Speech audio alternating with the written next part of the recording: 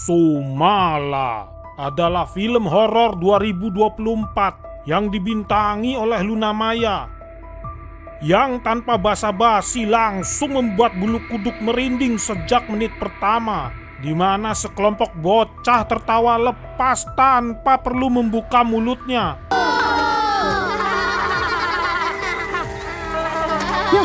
Meskipun ketololan di menit awal tersebut sudah membuat posisi duduk kalian di ujung kursi, tapi film baru berjalan 1 menit. Coba kita kasih kesempatan 10 menit lagi. Semuanya berawal ketika dua bocah ini bermain oper-operan. Lalu si gemblung mendadak melepaskan tendangan penghancur satelit palapa.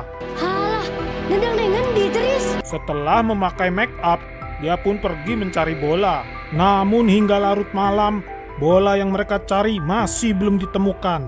Karena ternyata Sumala yang tampil burem lalu menjadi jelas dan kembali burem telah mengambil bola mereka.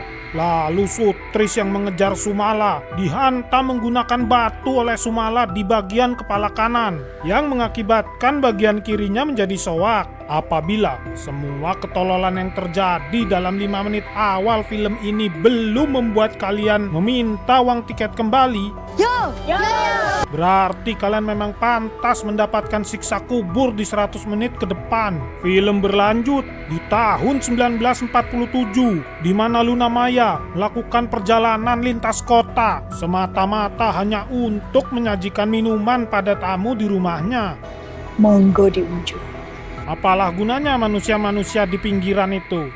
Lalu Pak Klik ingin Sujiman melepas tanahnya.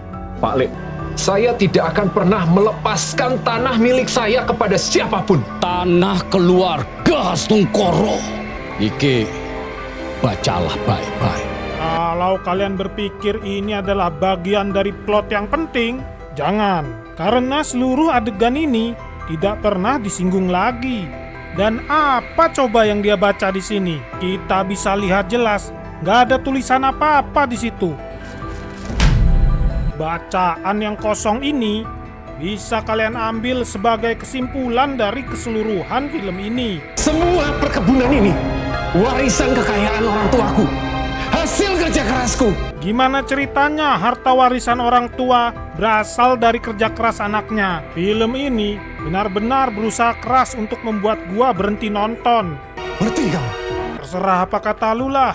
Luna Maya pun pergi berkelana mencari dukun beranak. Waktu kena siapa? Ibu tua yang katanya iso ngasih keturunan. Sesampainya di sana, belum sempat mereka bercakap-cakap, Luna sudah merasa tertipu. Ilmuku betok, ilmu hitam. Bukan saja sang dukun yang namanya sudah tersohor, tinggalnya di Gubuk Reot, sang dukun beranak juga tidak memiliki anak. Dengan ritual ini, kowe akan terikat dengan tuanku, iblis. Dengar ya Mak Lampir, setahu gua kalau orang nyembah iblis, hidupnya jadi makmur. Kenapa lu tetap belangsak? Kowe akan mengandung anak kembar dari bangsa manusia. Dan yang satunya lagi dari bangsa iblis. Setelah penjelasan panjang lebar itu, dia menutupnya dengan kalimat ini. Kalau mereka lahir, Berarti belum tentu lahir. Buang-buang waktu aja. Tapi buang-buang waktu di film ini adalah tugas Luna Maya. Dan karena itu, Luna Maya pun langsung mengambil sikap kayang dan bertahan selama 2 jam yang telah kita ketahui bersama sebagai sebuah sikap yang telah teruji klinis akan menghasilkan anak kembar.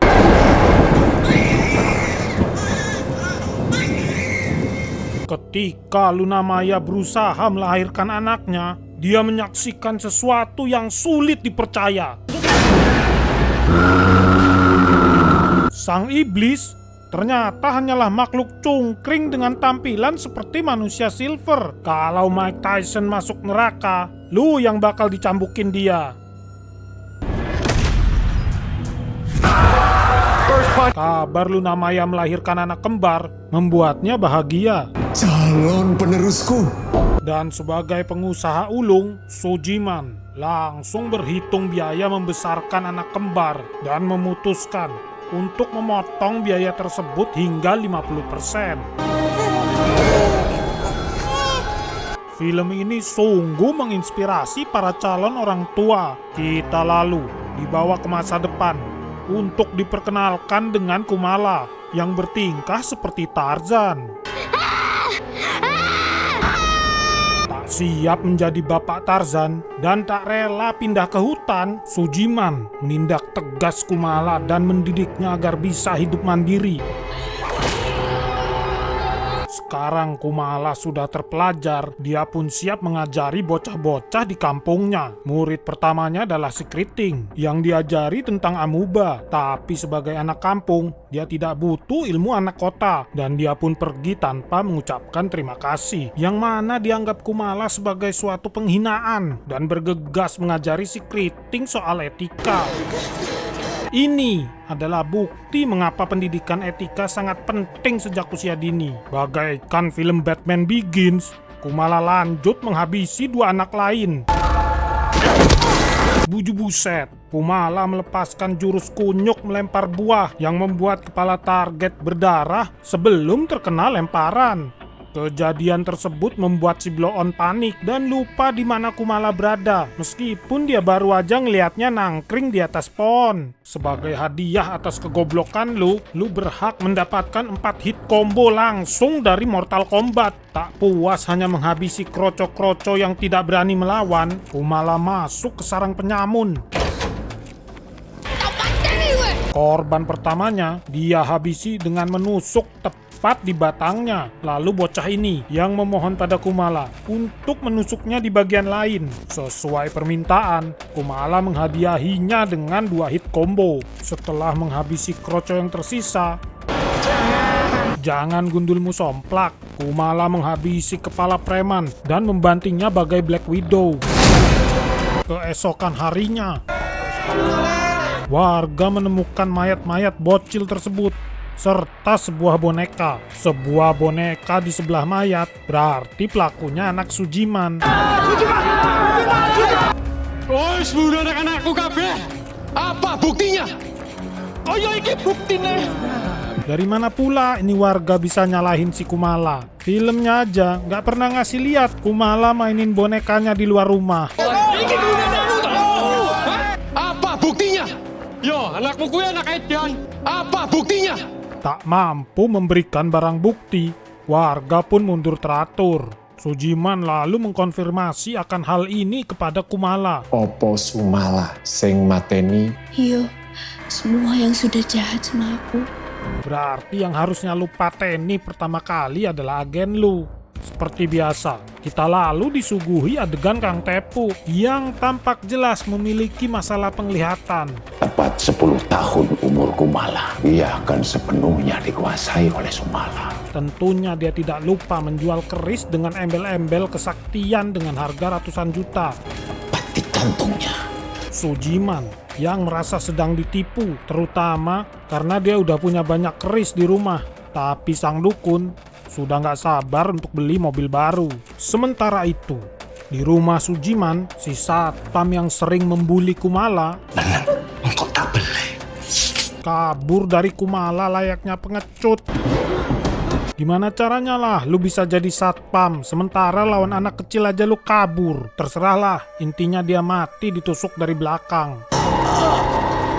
Selanjutnya ada pertarungan antara Kumala melawan Luna Maya. Ibu, dolanan yuk. Yang entah bagaimana bisa berlangsung lebih lama dari pertarungan melawan si satpam. Tapi kenapa ibunda merawat Kumala dengan baik? Bu ngerti. Baguslah kalau lu udah ngerti. Setelah epic battle tersebut, kini giliran Sujiman untuk berhadapan dengan... Bapak lali karo aku. Dengar muka tepung, lu aja nggak pernah nyapa dia. Gimana caranya dia bisa ingat?